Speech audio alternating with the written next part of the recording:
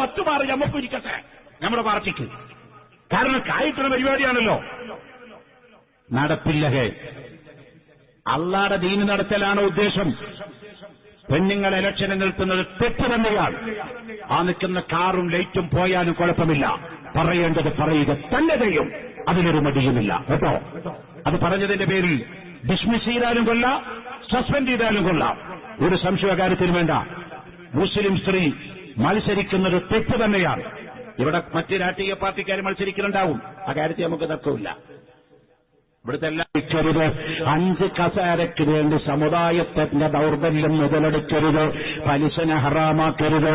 പലിശ സ്ഥാപനങ്ങളിലേക്ക് മത്സരിക്കാൻ പാടില്ല എന്ന് ലോക മുസ്ലിമീങ്ങൾക്കറിയാവുന്ന കാര്യമല്ലേ? മുസ്ലിമിന്റെ പേരിൽ പാർട്ടികളുണ്ടാക്കിയിട്ട് സഹകരണ സംഘങ്ങളിലേക്ക് മത്സരിക്കുന്നതിന്റെ വിധി എന്താണെന്ന് മുസ്ലിം പണ്ഡിതന്മാരോട് ചോദിക്കണം നിങ്ങൾ. അത് പറയുമ്പോ പറയൂ, അവിടെ നമ്മൾ ആളില്ലെങ്കിലേ ദീന് തകരും. അങ്ങനെയാണെങ്കിൽ ഈ ഗവൺമെന്റ് അധികാരത്തിൽ വന്നിട്ട്, ഈ UDF സർക്കാർ അധികാരത്തിൽ വന്നിട്ട് ഇപ്പൊ സമ്പൂർണ്ണ മദ്യനിരോധനം കൊണ്ടുവന്നെങ്കിൽ 110 ബാറിന് ലൈസൻസ് കൊടുത്തു. ഇപ്പൊ സമ്പൂർണ്ണ മദ്യനിരോധനം പ്രഖ്യാപിച്ച രാജ്യമാണ് നമ്മുടെ കേരളം. 110 ബാറിന് ലൈസൻസ് കൊടുത്തു. കിട്ടിയതായിരിക്ക രാമൻ, ചെറിയാൻ, കോമൻ, ജോസഫ്, മത്തായി. നല്ല കൈതാക്കുന്ന പരിപാടിയാ.